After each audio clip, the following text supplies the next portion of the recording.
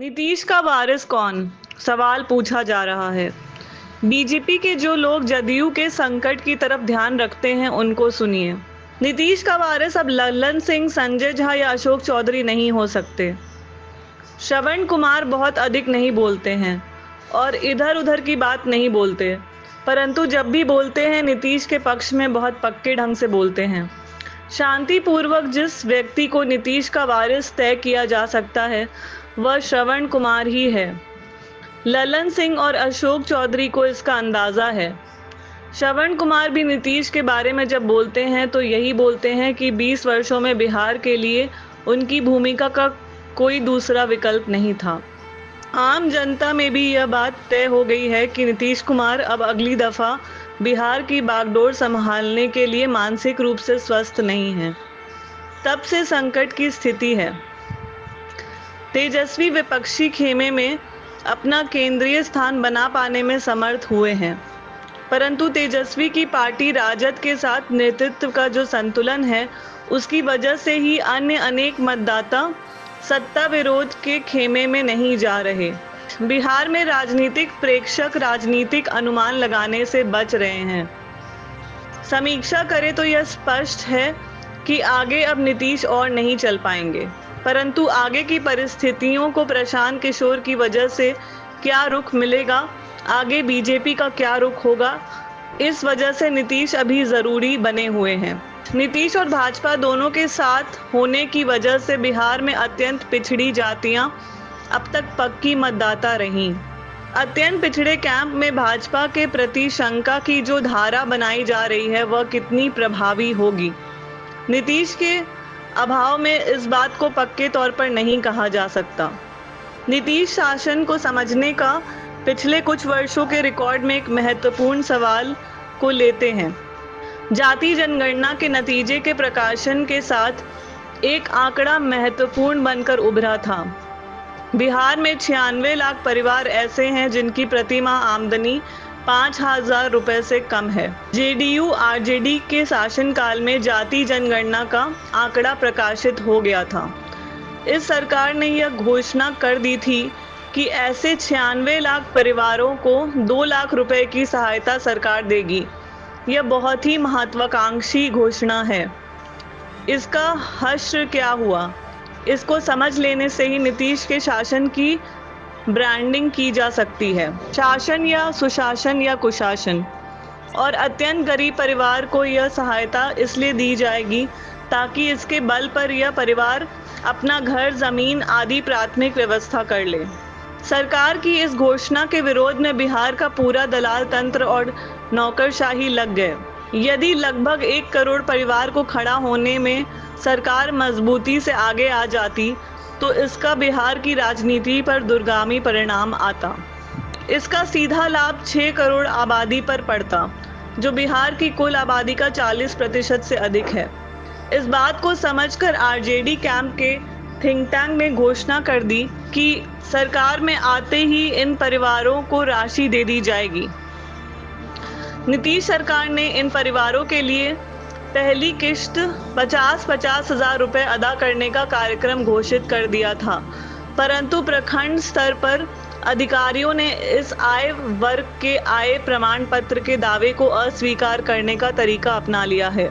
यह इतना महत्वपूर्ण है कि विपक्षी खेमा इसकी तरफ आकर्षित हो गया है। नीतीश शासनकाल के 20 वर्षों की समीक्षा करते हैं। देखते रहिए पूरा वीडियो। नीतीश के शासनकाल में सड़क, बिजली और नौकरियों को खोज निकालने के काम में महिलाओं को 35% आरक्षण देना और सामाजिक न्याय की श्रेणी का फिर से वर्गीकरण करना भी नीतीश का महत्वपूर्ण कार्यक्रम था।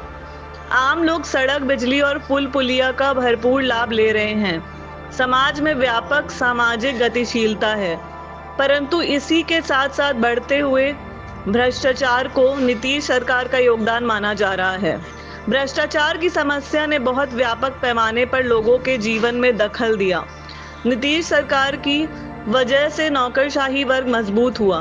अफसर के हाथ में बिहार की पहचान बन गई है। नौकरशाही बहुत बड़ा कारण है जिसने पंचायती राज व्यवस्था की सारी संभावनाओं को कमजोर कर दिया है। इस वीडियो पर अंत तक बने रहिए। हमारी रिपोर्ट पर अपनी टिप्पणी लिखने के लिए कमेंट बॉक्स में अवश्य जाइए। चुनाव के समय में हम बिहार के डेवलपमेंट की समीक्षा करना जारी रखेंगे। हमारे कार्यक्रम आप तक पहुंच जाएं, इसके लिए ज़रूरी है कि आप विमर्श न्यूज़ चैनल को सब्सक्राइब ज़रूर कर दें। साथ में बेल बटन दबाना भी ना भूलें। भ्रष्ट प्रशासन तंत्र पंचायती राज व्यवस्था को अपना एक्सटेंडेड या विस्तारित हाथ बना लेता है। इस वजह से नीतीश के वे सभी कार्यक्रम दलालों को शक्तिमान बना देते हैं जो गरीब जनता के एम्पावरमेंट या उन्हें शक्तिमान बनाने के लिए हैं। उनमें से ज़्यादातर कार्यक्रम तो दलाल वर्ग को शक्तिमान बनाने या जनता के शत्रु वर्ग को शक्तिमान बनाने का कार्यक्रम बन जाता है। बिहार में विकास कार्यों से रोजगार का कोई भरोसा तैयार नहीं हुआ। चुनाव के पहले रोजगार के लिए पलायन का मसला बीच बहस में है। सरकार के लोग यह दावा कर रहे हैं कि नीतीश की नीतियों की वजह से रिवर्स माइग्रेशन हो रहा है, यानी बाहर काम करने वाले लोग वापस बिहार लौट रहे हैं, परंतु इसके लिए झूठे आंकड़े दिए जाते हैं।